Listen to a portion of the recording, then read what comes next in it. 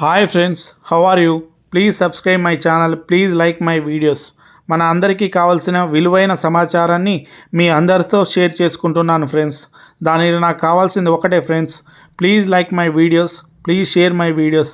Okay friends, ఈరోజు మ్యాటర్లోకి వెళ్ళినట్లయితే, Thandel movie రివ్యూలో అల్లు అరవింద్ గారి గురించి మాట్లాడినప్పుడు కొంతమంది ఫ్రెండ్స్ అన్నారు, పద్మవిభూషణ్ అవార్డు గ్రహీత చిరంజీవి గారు, పద్మశ్రీ అవార్డు గ్రహీత అల్లు రామలింగయ్య గారి వల్లనే చిరంజీవి గారు ఎదగడం జరిగిందని నాతో అన్నారు. చిరంజీవి గారు ఇండస్ట్రీలోకి ఎంటర్ అయినప్పుడు అల్లు రామలింగయ్య గారితో పరిచయం లేదు. తర్వాత వారి పరిచయం ఏర్పడింది. చిరంజీవి గారు హీరోగా నిలదొక్కునేటప్పుడు చిరంజీవి గారి ప్రతిభను గుర్తించి ఇతను స్టార్ హీరో అవుతారని గుర్తించి సురేఖ గారిని ఇచ్చి వివాహం చేయడం జరిగింది.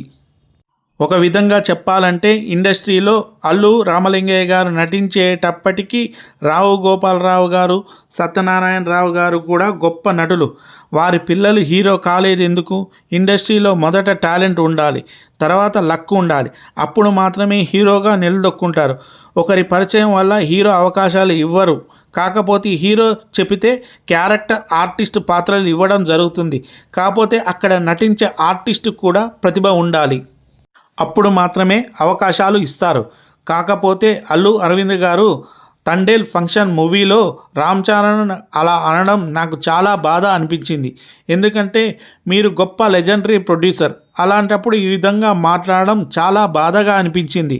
ఎందుకంటే చాలా కష్టపడి రామ్ చరణ్ గారు 2 సంవత్సరాలు ఆ సినిమా చేయడం జరిగింది.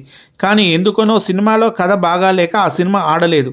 అందుకని ఒక పబ్లిక్ ఈవెంట్ ఫంక్షన్లో అందరి ముందు సినిమా ఫ్లాప్ అని చెప్పడం రామ్ చరణ్ని కించపరచడమే అవుతుంది. దీని గురించి బయట వాళ్ళు మాట్లాడినా చిరంజీవి గారికి బాధ అనిపించదు.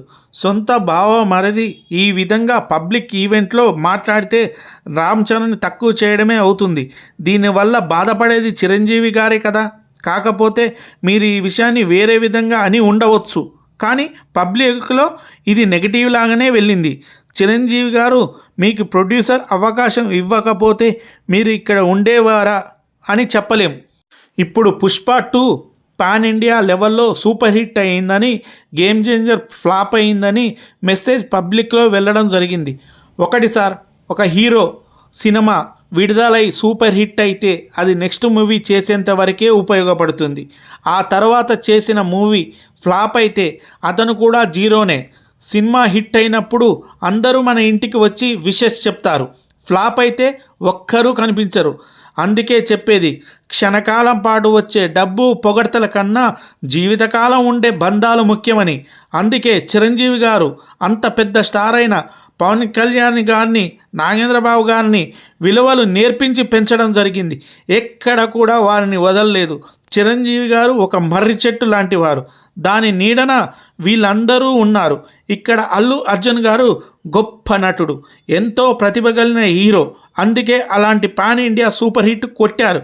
కానీ మీరు పుష్ప 2 అంతా భారీ హిట్ అయిందని ఆ విధంగా ప్రవర్తించినట్లు అనిపించింది సార్. ఒకటి చెబుతాను, ఇంతకు ముందు యండమూరి వీరేంద్రనాథ్ గారు కూడా ఈ విధంగా మాట్లాడినారు. అయినా చిరంజీవి గారు ఒక్క మాట కూడా అనలేదు. చిరంజీవి గారి గురించి చాలామంది కించపరిచినట్లు మాట్లాడినా కానీ చిరంజీవి గారు ఎప్పుడు వారి గురించి మాట్లాడలేదు. అది సార్ చిరంజీవి గారి వ్యక్తిత్వం. నిన్న జరిగిన ఒక పబ్లిక్ ఈవెంట్లో ఒక జర్నలిస్టు ఈ విషయం అడగ్గా నో కామెంట్స్ అన్నారు. కానీ ఈ విషయం వేరే విధంగా అన్నాను, ఇది పబ్లిక్లోకి వేరే విధంగా వెళ్ళిందని చెప్పవచ్చు. అప్పటితో ఈ సమస్య అయిపోయేది. కానీ మీరు అనలేదు. ఓకే, నిన్న పుష్ప 2 థ్యాంక్ యూ మీట్లో ఈవెంట్లో అల్లు అర్జున్ గారు ఏ విధంగా అన్నారో చూద్దాం. మైత్రి మూవీ మేకర్స్ లేకుండా ఇలాంటి మూవీ తీయడం సాధ్యం కాదు. ప్రతి విభాగం ఎంతో కష్టపడి పనిచేసింది. సాంగ్స్కు మిలియన్ వ్యూస్ చూసినప్పుడు ఎలా వస్తాయో అనుకునేవాడిని. దేవిశ్రీ వాటిని బిలియన్స్ రూపంలో చూపించాడు. చాలామంది కొరియోగ్రాఫర్లు హీరోలకు స్టెప్స్ నేర్పుతారు, కానీ గణేష్ ఆచార్య మాత్రం ఆహభావాలు ఎలా పలికించాలో చూపించారు. దర్శకుడి విజన్ను తెరపై తీసుకురావడంలో ఆయన ప్రతిభ కనబడింది. ఏదైనా ఫైట్ సీన్లో 1-2 రోప్ షాట్స్ ఉంటాయి, కానీ నవకాంత్ చేసిన క్లైమాక్స్ ఫైట్ని 18 నుంచి 20 రోజులు తీస్తే దాదాపు అన్ని రోప్ షాట్సే పెట్టారు. అన్ని రోజులు తీసినా నాకు చిన్న గీత కూడా పడలేదు. అది ఆయన సామర్థ్యం. పుష్ప ఉన్న ప్రతి చోట రష్మిక ఉంటుంది. అలాగే ఫాజిల్ ఈ సినిమాని ఎంతో బలాన్నిచ్చారు. పుష్ప 2 వస్తుందని హిందీ సినిమా విడుదల తేదీని కూడా మార్చుకుంది. ప్రతి ఇండస్ట్రీ చూపిస్తున్న ప్రేమకు ధన్యవాదాలు. ఒక సినిమాకు సంబంధించి అందరూ బాగా చేయొచ్చు, కానీ హిట్ ఇచ్చేది మాత్రం దర్శకుడు ఒక్కడే. నటీనటులు ఎంత కష్టపడినా దర్శకుడు సరిగా చేయకపోతే అది హిట్ కాదు. అలాగే నటీనటులు సరిగ్గా చేయకపోయినా దర్శకత్వం బాగుంటే ఆ సినిమా ఖచ్చితంగా హిట్ అవుతుంది. ఇన్ని వేల మంది పనిచేశాం అని మనకు థ్యాంక్స్ చెప్పాల్సింది సుకుమార్కే. పుష్పలో నటనకు గాను చాలామంది నుంచి ప్రశంసలు వచ్చాయి. ఒక సినిమాలో పాట, ఫైట్స్, డ్యాన్స్ ఇలా ఏది బాగున్నా దర్శకుడికి దానికి అవకాశం ఇవ్వడం వల్లే వచ్చింది. నేను బాగా నటించానంటే అందుకు కారణం సుకుమారే. సరైన మార్గనిర్దేశం లేకుండా ఏ నటుడు మంచి నటుడు కాలేడు. అతడు ఎంత గొప్ప స్టార్ అయినా కూడా నన్ను గైడ్ చేసినందుకు థ్యాంక్స్. ఆయన కళల నుంచి పుట్టిన పాత్రలమే మేమంతా. థియేటర్లో ఒక్క మనిషే మాట్లాడతాడు, అతడే దర్శకుడు. తెలుగు సినిమా ఇండస్ట్రీ మిమ్మల్ని చూసి గర్వపడుతుంది. సుకుమార్ పర్సన్ కాదు, ఒక ఎమోషనల్. కోవిడ్ లాంటి క్లిష్ట పరిస్థితులను దాటుకొని సినిమా షూట్ చేశాం. వందల వేల మంది దర్శకుడు సుకుమార్ ఏది చెబితే అది ఫాలో అయ్యేవాళ్ళం. అందుకే షూటింగ్ చివరి రోజు దేవుడికి ఒకటే నమస్కారం పెట్టుకున్నా.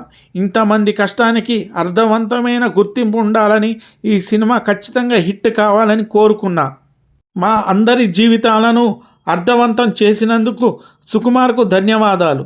5 ఏళ్ల షూటింగ్ అసలు ఈ సినిమా అవుతుందా అనిపించింది.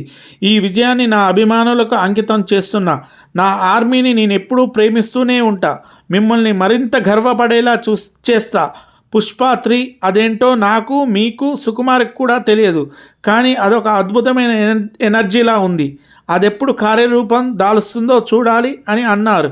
ఇప్పటికీ పుష్ప పూర్తి కథ చెప్పలేదని, ఇది సెకండ్ ఇంటర్వెల్ అని దర్శకుడు సుకుమార్ అన్నారు.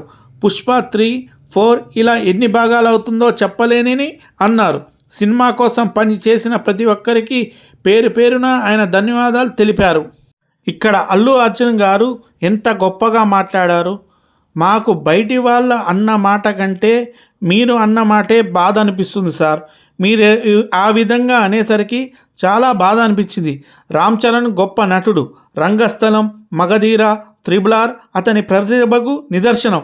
ఒక్క సినిమా ఫ్లాప్ అయినంత మాత్రాన రామ్ చరణ్ ఇమేజ్ తగ్గదు. చాలామంది చిరంజీవి ఇన్స్పిరేషన్గా తీసుకొని ఇండస్ట్రీలోకి వచ్చారు.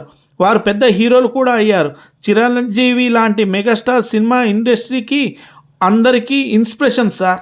రామ్ చరణ్ గారి మేనమామ ఒక ఫంక్షన్లో మీరు ఈ విధంగా ప్రవర్తించారంటే మా అందరికీ చాలా బాధ అనిపిస్తుంది సార్.